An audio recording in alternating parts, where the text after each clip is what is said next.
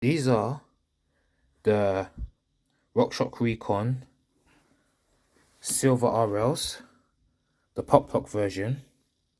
However, these forks were the wrong one that was sent, because as we go to the back, as you can see for yourself, the RL Silver is correct, 100mm is correct, the Solar Air is correct. However, the issue is 15 by 110mm axle. My one is 15 by 100mm width and axle. It said 27.5 was known as 650B, and it says 29. Of course, to be correct, that is 27.5 plus. Okay. Now, up here, it has the compression. It has low speed compression to lock out. You got your Solar Air onto this side, on the left side of the fork. This one's tapered because my bike is ZS44. However, if you get the Hope EC 44/40, the 40 is the external circumference where you see my hand is. So this is 40mm external circumference, not the internal circumference, the external circumference. So with the headset, I can quickly show you, as I have it here. This is the headset that turns ZS44 frames to have the ability to run tapered, and you can run any fork you want. So that's the 1.5. This is 1.25. That is 40mm circumference at the bottom. This one's 28.6mm circumference at the top. That's 1/1/8, and that's the Doctor. Coming back to the fork, as you can see, it has, back in the forks I used to run, they used to be called Maxle, because they used to be made out of magnesium, and it's called axle. That's where the word Maxle comes from. So I don't know if it's still magnesium and they still use that word Maxle. It's been a long time. These are the post mounts. Minimum 160. However, I have tried to type in the fork number that is also on the fork. However, I couldn't find it to come up on the website to see, does these ones take a maximum of 203 or is it a maximum of 220? So the box it came in a different packaging. It didn't actually come in the box, the official RockShox box, so I couldn't tell the year when this fork was manufactured. The only way I can find that if I use the code and type it in to find it. However, as you can see, it kind of hard to compress because I'm using my bare hands. You got the little part here where you screw out. You put your cable right in through there. If you take a look to the side, as you can see on the picture, this is how it looks. So you got the RockShox in black sticker. It's barely visible. To the naked eye, you're not really gonna see it unless you're gonna look for it. Yes, it says RockShox down here. It's matte black. I always preferred the RockShox sticker where you had the top part in the red writing and the bottom part in the white writing. That's always how I love my RockShox stickers. But this one's all in that matte black, in that stealthy type of look. You got the axle down here. Let me lean over there. You see, look, here's your quick release.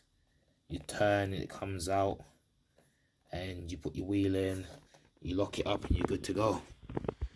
The only thing is, I just don't want to be buying myself a brand new wheel.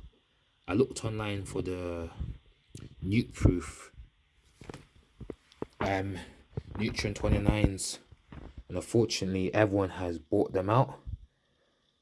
So now I can't get a new front wheel.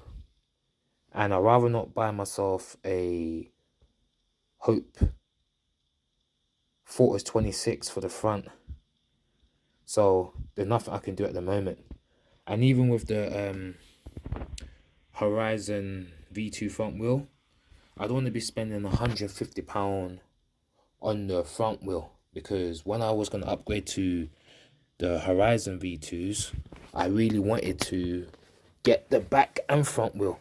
However, at the moment, the Horizon V2 rear wheel 142 is out of stock, because I'd rather buy them as a pair than separate. So at the moment, I have to wait for an email. Then I'm going to have to send this back to the company. I'm going to have to do I'm doing next day track delivery. It has to get there as quick as possible so they can send me the fork I need. Once they send me the correct fork, I can do that. Of course, what I'm going to do, because it's got the pop lock, it's still able to be able to compress.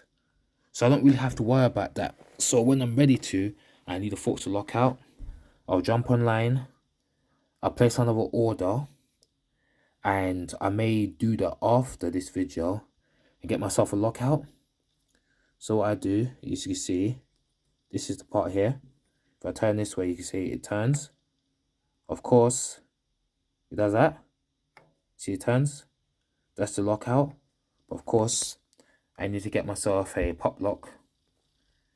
Go straight into here. The cable comes through. The cable wraps around. Of course, this looks like an older style pop lock. So this is not the newer ones where you do the screw, the cap comes off, and what you do, you tighten the cap, and the cap tightens against the cable, holds it in place. Of course, if you look, you can see there's a gap down here. So what's going to happen is, when I buy the pop lock, let me just kind of get some focus. When I get a pop lock, what I'm going to have to do is take that screw up. The cable has to go underneath there. And once the cable goes in there, I will tighten it down under the cable, and I should be good to go. However, I feel like I may have to adjust the top cap, I think, because just the way how the cable is going to be coming. Because from the angle, the cable is going to be coming in towards the fork. So if anything, I should be able to, let me see, adjust that cap a little bit more. Because this was the part that goes towards lockout. Here, you see that's there. Hopefully, if anything, I wonder if I loosen that, take that off, I should be able to move it around just a little bit more, as from that line where it comes through, it's going to come through this way. So hopefully there's not enough, hopefully it doesn't interfere too much. I will go onto their website. I will check out their manuals and stuff. And if I can adjust it just like you can do the newer forks, then it's good to go. Getting down to the bottom of these forks, you can see that looks like to me a 5mm. You're gonna need like a Park Tools 5mm to get in there, or if you got like a Torx wrench with an extender, you can use a Torx wrench in there. Of course, if I come over to here, you'll see inside the fork you have this part here. This is where your rebound is. However, the one thing I didn't really like about the rebound, a bit flimsy. I tried to take it out. Hold on a second. It comes out so easy. That's it there. And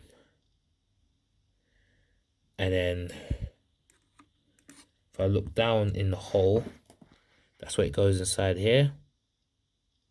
Goes inside there. Get some focus, that's where it goes. And just getting this back in. And then let me see. then turn this way. 1, 2, 3. Okay. So let's turn. 1, 2, 3. You can turn it like that, and you just adjust. So of course you should normally turn 5 times. So 1, 2, 3, 4. So yeah. So that'll be the fork there. Of course, I really wish they made it a little bit more rigid than how it is now. But these are the RockShox Recon forks. I don't know the year of them. I'm gonna have to look online.